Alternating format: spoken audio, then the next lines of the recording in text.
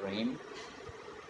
ایک زمانے میں جب میں سورہ فیل پڑھ رہا تھا تو میرے والد نے مجھ سے پوچھا کہ یہ سورہ فیل میں فزکس کا کون سا لا ہے، قانون ہے۔ مجھے بڑی حیرت ہوئی تھی۔ میں نے پوچھا تھا اپنے والد سے کہ سورہ فیل میں کون سا فزکس کا قانون ہے، تو انہوں نے مجھ سے کہا کہ کیا تم رٹنے کے لیے پڑھتے ہو؟ تو اس زمانے میں تو واقعی اگر دیکھا جائے تو ہم امتحان میں پاس ہونے کے لیے رٹتے تھے، چاہے وہ کوئی بھی فارمولہ ہو، کوئی بھی اردو کا شعر ہو، کچھ بھی ہو، اس کو ہم رٹا کرتے تھے۔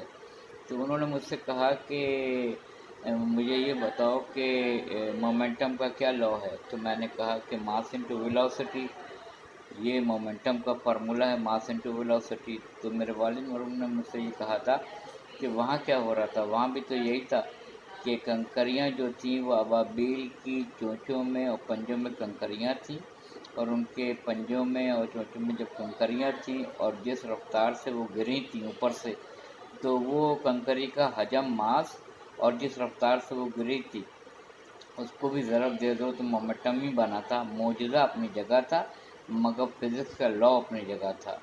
اگر یتفکرون، تعقلون، تدبر پہ غور کر رہے ہیں، یتفکرون کا تعلق فکر سے ہے، تعقلون کا تعلق عقل سے ہے، اور تدبرون کا تعلق تدبر سے ہے۔ جب تک قرآن مجید کو یتفکرون، تعقلون اور تدبرون سے منسلک نہیں کریں گے تو اس میں سے ہمیں سمجھنے میں بہت دقت ہوگی۔